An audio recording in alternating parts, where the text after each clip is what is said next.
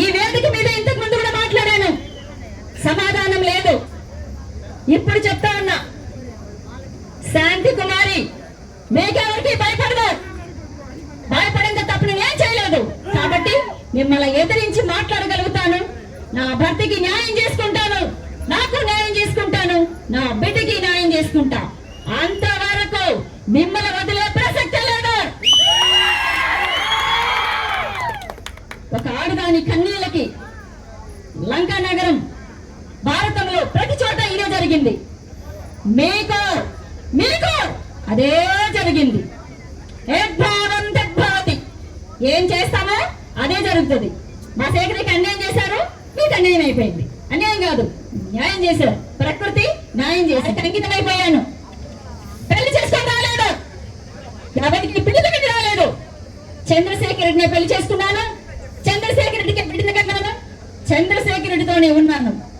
94లో శాంతం ఉంది, 26లో శాంతం ఉంది, అప్పుడు శాంతం ఉంది, ఇప్పుడు శాంతం ఉంది. కానీ కొత్తగా 2020లో కొత్త కొత్త వార్తలు సృష్టించారు, రకరకాల మాటలు సృష్టించారు.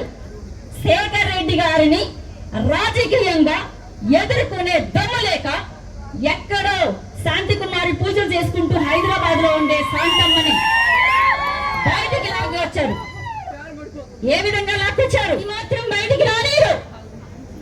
ఏదైనా మాట్లాడే వాళ్ళైతే పబ్లిక్ గా బాస్తి మే సవాల్ ఉదయగిరికి ఒక్కదాన్ని వస్తా.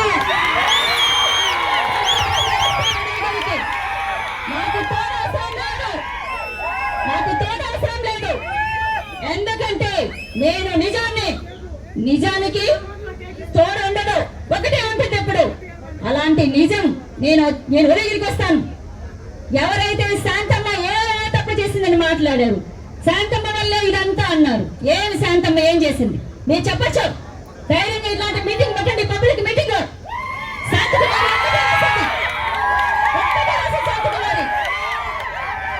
ఎంతమంది తెచ్చుకోండి, లేదా మొత్తం తెచ్చుకోండి, మీరు అందరూ కూర్చోండి. నేను ఒక్కదాన్ని నిలబడి సమాధానం చెప్తా, ఎందుకంటే నేను ఏ తప్పు చేయలేదు కాబట్టి. నేను చంద్రశేఖర్ రెడ్డి గారి జీవితంలోకి పరమ పవిత్రంగా వచ్చాని ఆయన చేసింది ఏమీ లేదు. అన్నా నాకు తెలియక ఒక చిన్న మాట అడుగుతా. ఓటు వేసిన వాళ్ళందరూ వేశారు, కానీ ఎవరికి జరిగిన విధంగా నా భర్తకి ఎందుకు జరిగింది? దీనికి కారణం ఏ నాయకుడు కాదు, ఏ జగన్మోహన్ రెడ్డి గారు కాదు, కేవలం కుటుంబం. వాళ్ళు మాత్రమే ఇంత విధంగా దెబ్బతీశారు మా చంద్రశేఖర్ రెడ్డి గారిని. నేను ఆయనకి కరోనా వచ్చినప్పుడు ఎవరూ లేరు, ఒక్కరు లేరు. నేను నా బిడ్డ, మేమిద్దరం కలిసి మా శేఖర్ రెడ్డి ఎలా కాపాడుకున్నామో అదే విధంగా మా చంద్రశేఖర్ రెడ్డి యొక్క ఆశయాలు నేను నిలబెట్టాలని నిర్ణయించుకున్నా.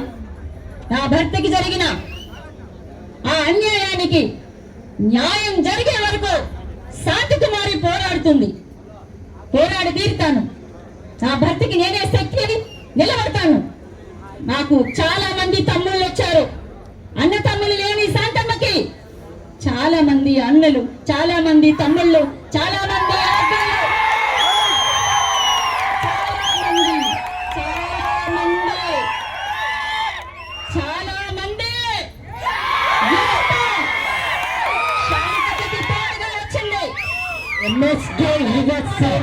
ఒకప్పుడు శాంతమ్మ కన్నీళ్లతోనే వచ్చింది.